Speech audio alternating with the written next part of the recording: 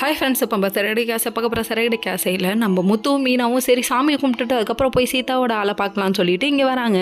சரி லவ் பண்ணுற பையனை பார்க்க போகும்போது வந்து சாமி கும்பிட்டு போகலான்னு சொல்லிட்டு இங்கே வந்தால் இங்கே சாமி கும்பிடலான்னு நிற்கும் போது கரெக்டாக பார்த்துட்டாங்க கான்ஸ்டபிள் சாரை.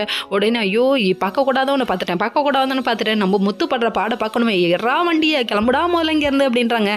கடைசியில் பார்த்தா வேணான்னு சொல்லிட்டு சமாதானம் பண்ணி கூட்டு வந்தால் நம்ம சீதா ஒரு பக்கம் என்னங்க இங்கே வாங்க அப்படின்னு சொல்லிட்டு இன்ட்ரடியூஸ் பண்ணி பார்க்கிறத பார்க்கணுமே. பார்த்தோன்னே ரெண்டு பேருக்கும் ஷாக் ஆயிடுச்சு. நீயா என்ன நீயா நானா வாங்கி நடத்தணும், ஏன்டா அப்பா இப்படி பண்ணுறீங்க அப்படிங்கிற மாதிரி ஆச்சு. கடைசியில் பார்த்தா அவர் கொண்டு வந்த பழத்தெல்லாம் கீழே போடுறது என்ன, மாமா என்ன ஆச்சு மாமா, ஏன் மாமா பழத்தை இப்படி வேஸ்ட் பண்ணுறீங்கன்னு, எட்ரா வண்டியை தேங்காவை பொறுக்குடா வீட்டுக்கு சமையலுக்கு யூஸ் ஆகுன்னு சொல்லிட்டு பொறுக்குவாங்களே அந்த மாதிரி சீதா எடுக்க ஆரம்பிச்சிட்டாங்க.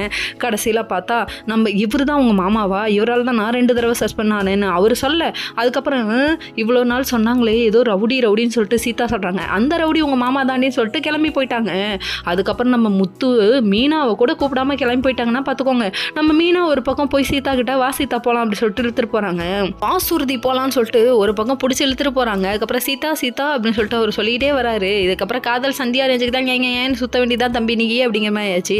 அதுக்கப்புறம் இங்கே ஒரு பக்கம் நம்ம முத்து வந்து நம்ம சீதாவோட வீட்டுக்கு வராங்க. வந்ததுக்கப்புறமா வாங்க மாப்பிள்ளன்னு சொல்ல, அதுக்கப்புறம் சீதா பண்ணுறது எதுவும் சரியில்லை, இது நடக்காதுதா, ஒன்றும் புரியலையடா, என்னதான்டா சொல்ல வர அப்படிங்கிற மாதிரி ஆயிடுச்சு. கடைசியில் பார்த்தா சீதா ஒரு பையனை லவ் பண்ணுறா. அது ரொம்ப டேஞ்சரான பையன், அது ஈகோ பிடிச்சவன், அவன் வந்து என்னையே பழிவாங்கணும்னு நினச்சவன். அந்த கான்ஸ்டபிள் அப்படி இப்படின்னு சொல்லிட்டு எக்கச்சக்க பிட்டு 1 2 400 பிட்டு நங்கூரமாக போட்டுட்டு போயிட்டாரு. சீதா ஒரு பக்கம் வீட்டுக்கு வர போட்டு அடின்னு அடிக்கிறாங்க. கடைசியில் பார்த்தா என் மாப்பிள்ளை சொல்கிறதா நடக்கும்.